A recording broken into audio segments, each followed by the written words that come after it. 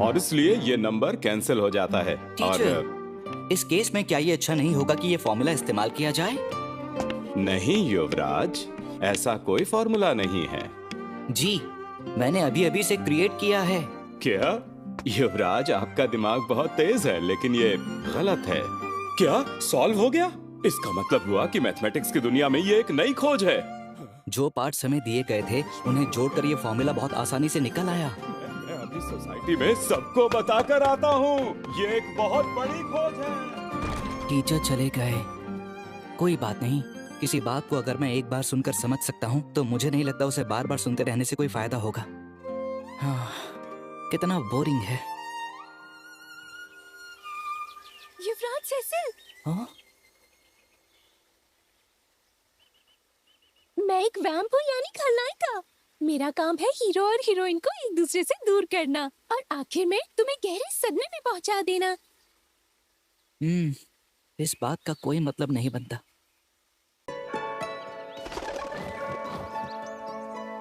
मैं हूँ Cecil glow अल्फास्ता। मैं किंगडम ऑफ अल्फास्ता का सबसे बड़ा युवराज और इसका होने वाला राजा हूँ। आज पहली बार मेरी फियांसे बाटिया इबिल नॉचेस, जो एक मार्कस की बेटी है, आज पहली बार मुझसे मिली।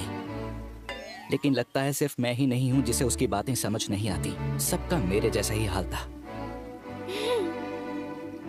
मिस बाटिया, आखिर आप यहाँ क्यों खड़ी हुई हैं? चाय पीते हुए आराम से बातें करते हैं। क्या?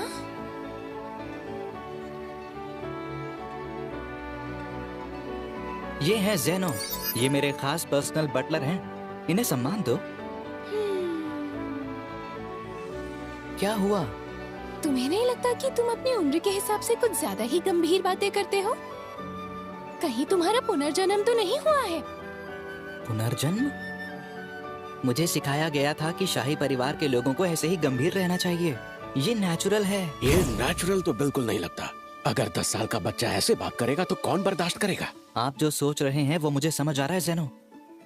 अच्छा, जो तुम अभी कह रही थी वो मुझे समझाओगी क्या? हाँ हाँ जरूर। मुझे युवराज को ठीक से समझाना होगा और इतना समझदार बनाना होगा कि वो मुझे ठुकरा दे। तुम्हें ये सुनकर झटका लगेगा, लेकिन मुझे अपनी पिछली जिंदगी की बातें याद हैं। जहाँ मैं पैदा हुई यानी जापान में, ऐसी कहानियाँ थी जिन्हें मैं चलती फिरती तस्वीरों की तरह देख सकती थी। वो ओटोमी गेम्स ऐसे थे जिन्हें खेलना मैं बहुत पसंद करती थी। तुम यहाँ? फिर जब मुझे अपनी पिछली बातें याद आई, तब मुझे एहसास हुआ कि उस ओटोमी गेम में इस दुनिया को दिखाया गया है। इसीलिए मुझे पूरा सिनेरियो यानी भविष्य पता है। युवराज को एक नोबल की बेटी मेडन ऑफ डेस्टिनी से प्यार हो जाएगा। मैं यानी वैम्प चलन के मारे डीमन बन जाऊंगी और उसे बहुत सताऊंगी। इससे युवराज को गुस्सा आएगा, तुम एंगेजमेंट तोड़ दोगे और मेरा घर खंडहर में बदल जाएगा। कुल मिलाकर बस इतना समझ लो कि मुझे हराने के बाद तुम दोनों की जिंदगी खुशियों से भर जाएगी। हालांकि मैं हार जाऊंगी, लेकिन ये उतना बुरा भी नहीं होगा। मैं बुराई का एक शानदार फूल बन जाऊंगी। मेरे साथ इससे पहले ऐसा कभी नहीं हुआ कि मैं किसी की कही बात को ना समझ पाया हूँ। क्या कह रही है ये? वैसे सच कहूँ तो चाहे ये कल्पना बहुत अच्छी कर लेती है या इसमें भविष्य बताने की शक्ति है, इससे मुझे फर्क नहीं पड़ता। बात सिर्फ इतनी है कि ये अपने सिनेरियो के हिसाब से खुद को ढालना चाहती है। अगर इसके रानी बनने पर ये चीजें इस पर असर नहीं डालती तो मुझे कोई फर्क नहीं पड़ता। मैं सोच रहा था, बुराई के जिस शानदार फर्स्ट रेट फूल का तुमने जिक्र किया था उसका क्या मतलब है? ताकतवर, नेकदिल और सुंदर। वो तबाही की तरफ जाती है तो भी वो उस पर बेझिझक चलती है। ऐसी लड़की के बारे में कहा था। ताकतवर, नेकदिल और बेहद सुंदर। ध्यान भटक गया। तुम गलत समझ बैठे। बाटिया हमेशा ऐसी मानी जाती थी जिसके पास कोई मौका नहीं था। तो सवाल उठता है कि उसका कैरेक्टर है ही क्यों? ऐसा लगता है कि वो बहुत ही दुखी इंसान है। क्या तुम्हें इससे कोई फर्क नहीं पड़ता? मेरी बात नहीं हो रही। जो कुछ मैंने बताया वो गेम वाली बाटिया के बारे में था। मैं तो वही हूँ जो मैं हूँ। पिछली जिंदगी में मैं अपने में ही खोई रहती थी, लेकिन तुमने मुझे हिम्मत दी थी। युवराज, मैं चाहती हूँ तुम्हें खुशियाँ ही खुशियाँ मिले, और इसीलिए मैं बुराई का एक ईमानदार और नेक फूल बनूंगी। बुराई का ईमानदार और नेक फूल? देख लेना, मैं खुद को साबित करूंगी और दोबारा आऊंगी। अपना ख्याल रखना। पता नहीं ये सब क्या था। युवराज, अब आप क्या करेंगे?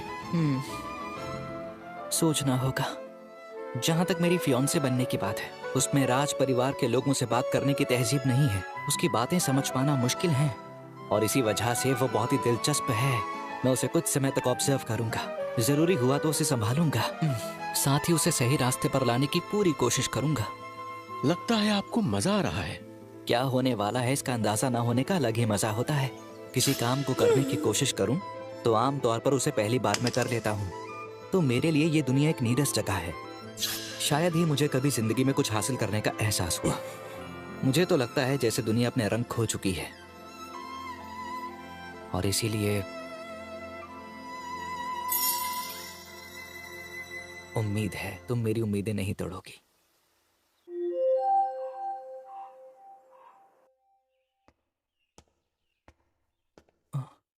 युवराज, हमारा एक दूत लेडी बर्टिया की खबर लेकर आया है। उन्होंने खुद को 1 साल से अपने घर में बंद कर रखा है। जाहिर है कि यह चिंता की बात है। मैं 1 साल से दूतों को भेज रहा हूं उसका हालचाल पूछने के लिए। वो बिल्कुल ठीक ठाक और जोश में है। पर उन्होंने दुनिया से खुद को क्यों काट रखा है? उन्हें देखोगे तो खुद समझ जाओगे। शायद जल्दी ही सबके सामने आ जाएगी।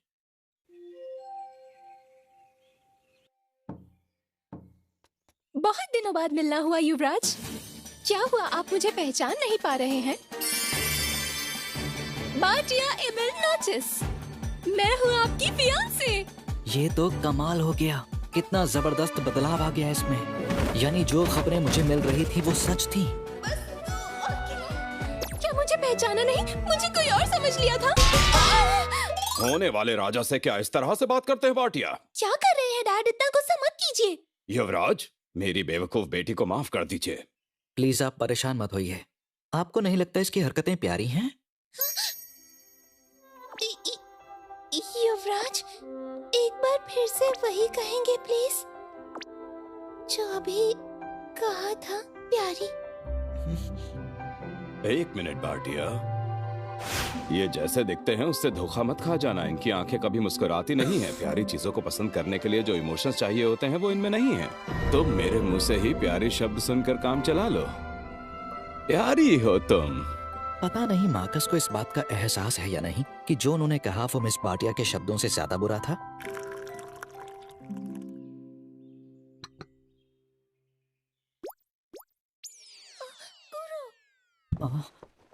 मैं जानता था ये जीती जागती जानवर है। मैं माफी चाहती हूँ। मैंने जब से इसे अपने पास रखा है ये मुझे छोड़ती ही नहीं, इसीलिए मैं अपने साथ इसे यहाँ पर ले आई। एक स्कार्फ बनाकर छिपाने में कामयाब नहीं हुई, लेकिन फिर भी ये मुझे लग रहा था ऐसा होगा। अगर मैं इस बारे में चुप रहूं तो आगे चलकर बहुत कुछ मजेदार देखने को मिलेगा। आओ ना, चाय ठंडी होने से पहले कुछ मीठा खा लो। शुक्रिया, मैं जरूर खाऊंगी। पर मेरी डाइटिंग।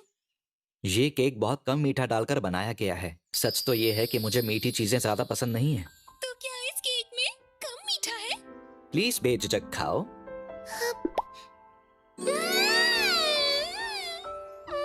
मुझे तो लगा था ये बुराई का ताकतवर नेक फूल बनने की कोशिश कर रही है, लेकिन अब लगता है ये उल्टी दिशा में जा रही है।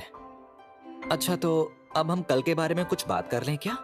हाँ, कल की पार्टी में मैं फर्स्ट रेट वैम्प बन के युवराज की साथी के रूप में जो मुझे करना चाहिए वो करूंगी। पता नहीं ऐसा क्यों है, ये भरोसेमंद दिखना चाहती है, पर मैं और जानना चाहता हूँ। ये सुनकर तो बहुत अच्छा लगा, पर तुम एक वैम्प हो और तुम्हें अपनी पिछली जिंदगी की बातें याद हैं। इस बात को हम अपने बीच ही रखेंगे, ठीक है? लेकिन ऐसा क्यों? क्योंकि जिस हाई सोसाइटी में हम जाने वाले हैं वो ऐसी दुनिया है जहाँ किस बात का बुरा लग जाए कुछ नहीं पता होता। बुराई का फूल जो खुद को हमले के लिए खुला छोड़ देता है वो घटिया तो लगेगा ही ना। ये बात है, अपने ओपोनेंट्स को चुपचाप हरा देना फर्स्ट रेट होता है और बड़ी बातें करके अपना नुकसान करना थर्ड रेट। मैं सब समझ गई। मैं गेम वाली बाटिया से बिल्कुल अलग हूँ, क्योंकि मैं बनूंगी बुराई का सुंदर और नेक फूल। मैं खुश हूँ कि तुम मेरी बात समझ गई, हालांकि मुझे लगता है इसकी समझ थोड़ी सी कम है। पता है कल मेरा 11वां जन्मदिन है और मुझे खुशी है उसे मनाते हुए तुम मेरे साथ होगी।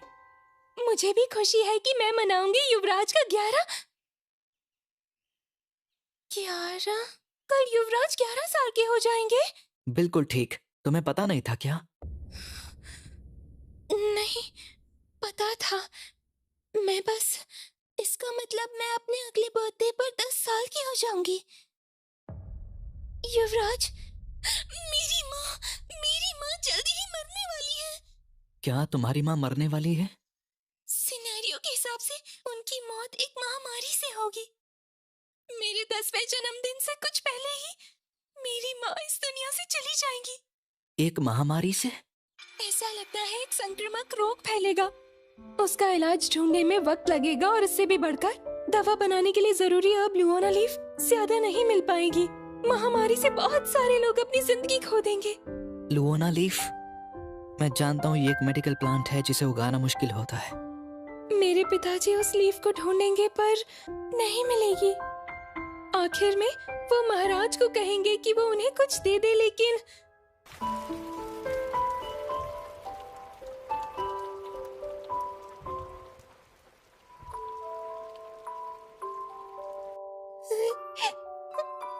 जो तुम बता रही हो वो 1 साल बाद होगा, है ना?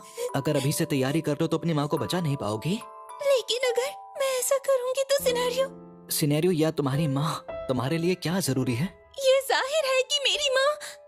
लेकिन अगर सिनेरियो बदल गया तो फिर युवराज की। मेरी? युवराज, ये लो, अपने आंसू पोंछ लो। मत भूलो मैं तुम्हारा फियांसे हूँ। अगर मुसीबत में फंस जाओ तो मुझे बताना, मिलकर सुलझा लेंगे।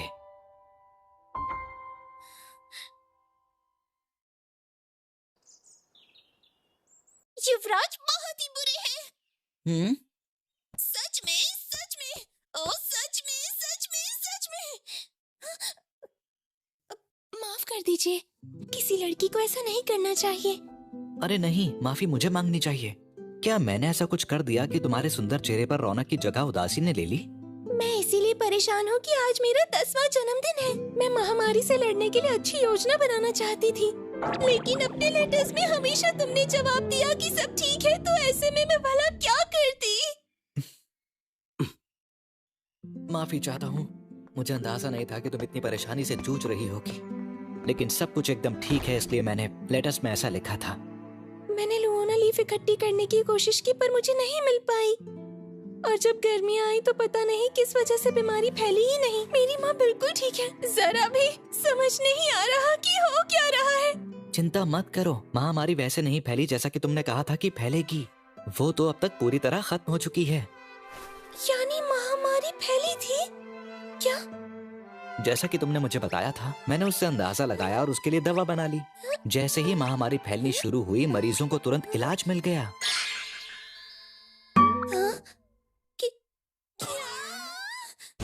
युवराज, बताओ इससे क्या मतलब है तुम्हारा? सिर्फ तुम ही हो जिसे मेरे साथ ऐसा करने की छूट है, मिस बार्टिया। मैं समझता हूँ, थोड़ा शांत हो जाओ। मैं भला शांत कैसे रह सकती हूँ? जल्दी से मुझे सारा मामला समझाइए। चलो आओ बाहर टहलने चलें। तो चलो, बात उसके बाद से शुरू करते हैं जब तुमने अपनी माँ के बारे में बताया था। महाराज आज बहुत खुश नजर आ रहे थे। आपको ग्रीन हाउस इस्तेमाल करने की अनुमति जो दे दी। बेटे के लिए जन्मदिन का तोहफा चुनने की चिंता दूर होने के बाद उन्हें जरूर सुकून मिला होगा। तो अब आप क्या करने वाले हैं? पहले जाऊंगा लाइब्रेरी, लुओना लीफ के बारे में जानकारी लेने।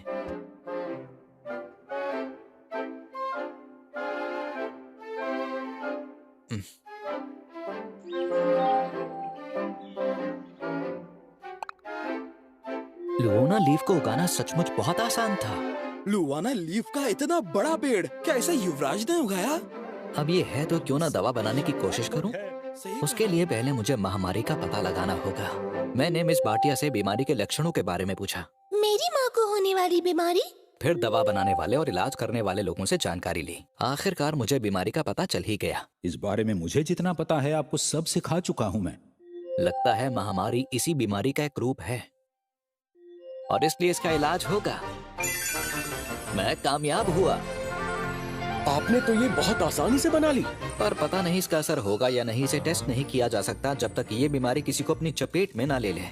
पर अगर हम सच में तैयार रहना चाहते हैं तो मुझे बड़ों से कुछ करने के लिए कहना होगा। मैं ऐसा दिखाऊंगा कि जैसे मुझे किसी खास बीमारी में दिलचस्पी हो गई है और उस पर शोध करने वाले किसी डॉक्टर को अपना टीचर बनाकर महल में बुलाऊंगा। पूरा मन लगाकर बीमारी के बारे में बातचीत करूंगा। मेरा मानना ये है कि फिर बीमारी के जो नए रूप आ सकते हैं उन पर और उनके इलाज पर चर्चा करूंगा। मेरा मानना यह है कि एक अलग बात करते हुए मैं उन्हें लुओना लीफ के असर के बारे में बताऊंगा जो मुझे बहुत पसंद है। बहुत बड़ा है, जोश के साथ बताऊंगा। फिर ऐसी बातें करूंगा कि बीमारी का नया रूप लुओना लीफ से जुड़ जाए। अगर ऐसा कर पाया तो उन्हें एहसास हो जाएगा कि अगर इसके ऐसे असर होते हैं तो ये मेरे कॉलीग की रिसर्च में बहुत काम आएंगी। मैं उसे इनके बारे में जरूर बताऊंगा। ये आपकी कॉलीग की नहीं बल्कि आपकी रिसर्च में काम के साबित होंगे। ये इतनी आसान सी बात क्यों नहीं समझ पा रहे हैं? वैसे युवराज, ये एक बड़ी चुनौती होगी। और तुम इस बात से इतना खुश क्यों हो? बोलो ज़ेनो। नहीं, ऐसा तो कुछ नहीं है। फिर भी ये बहुत समझदार डॉक्टर हैं, जल्दी ही ये समझ जाएंगे। मेरा मानना यह है कि क्या वाकई बीमारी को ठीक करने में लुओना लीफ का कुछ असर हो सकता है? मुझे तो ऐसा ही लगता है। बहुत देर लगा दी समझने में। ये सब ऐसे हुआ था। कुछ समय बाद बीमारी की पहली मरीज का पता चल गया और उन्हीं डॉक्टर ने उनका अच्छा इलाज किया। सच ये है कि जब पहली मरीज मिली थी तो मुझे बहुत हैरानी हुई थी, क्योंकि ऐसा नहीं था कि मिस भाटिया की कहानी पर मैंने पूरा विश्वास कर लिया था, लेकिन मैंने काफी कुछ सीखा था। डॉक्टर को समझाने में काफी मुश्किल हुई और मैंने मिस भाटिया को परेशान किया। शायद ऐसा मेरी बुरी आदतों की वजह से हुआ हो। जब मैं कुछ सोचता हूँ तो आसानी से समझ आ जाता है, पर मैं अपनी बात सामने वाले को एक्सप्लेन नहीं करता। जरा मुझे एक बात बताओ प्लीज। सब बहुत अजीब लग रहा है। तुमने ऐसा क्यों किया युवराज? मैंने ऐसा क्यों किया? मेरी फियांसे परेशान दिख रही हो तो मैं उसे नजरअंदाज नहीं कर सकता हूँ। लेकिन फिर भी ये सब करना एक 11 साल के बच्चे के बस की बात नहीं है। मैं यहाँ का होने वाला राजा हूँ। महल की लाइब्रेरी इस्तेमाल कर सकता हूँ और अपने पिता से पूछकर मदद के लिए एक्सपर्ट्स को बुलाना भी मेरे लिए काफी आसान काम है। सच में ऐसा है? नहीं, ऐसा नहीं है। एक काम युवराज के लिए ऐसा करना नामुमकिन होता। कमाल है ज़ेनो, तुम बहुत दूर हो फिर भी तुम्हारे दिल की आवाज सुन पा रहा हूँ। सब कुछ इतनी आसानी से होना क्या मुमकिन है? शायद एक एंड्रॉइड प्रिंस ही ये सब कर सकता है। Android Prince? क्या हुआ, कैसे हुआ, इसकी चिंता मत करो। अगर तुम्हारी माँ ठीक है और दूसरे लोगों को भी कम से कम नुकसान हुआ तो सब कुछ बढ़िया है। हाँ, ठीक कहते हो। सब लोग महामारी की जानलेवा चंगुल से बच गए। ये सब अच्छा हुआ। हाँ, देख रहा हूँ कि तुमने इसके बारे में सोचना छोड़ दिया। याद आया, ऑफिशियल गिफ्ट के अलावा भी मेरे पास कुछ है जो मैं तुम्हें देना चाहता हूँ मिस भाटिया। अब भी कोई सरप्राइज देना रह गया? ये मेरी अपनी तरफ से है, अपने हाथों से बनाया हुआ एक बर्थडे गिफ्ट।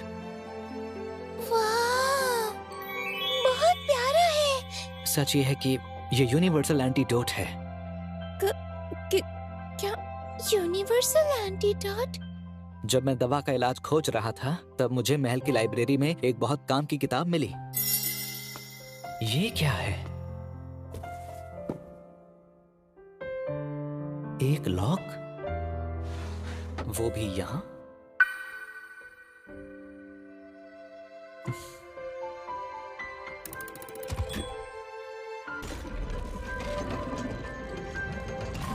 वहां से जो सीखा उससे ये बनाने की कोशिश की, क्योंकि भविष्य में तुम एक रानी बनोगी, इसलिए तुम्हारी जान को खतरा हो सकता है। तब ये सुरक्षा कवच बनेगा। हाँ, बहुत अच्छा लग रहा है ये।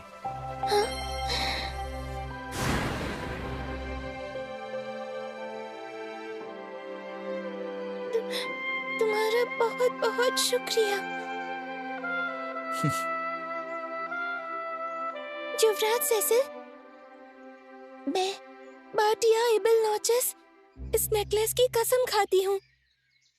तुमने जो मेरे लिए किया है उसका कर्ज अदा करने के लिए मैं सिनेरियो को पूरी तरह बदल दूंगी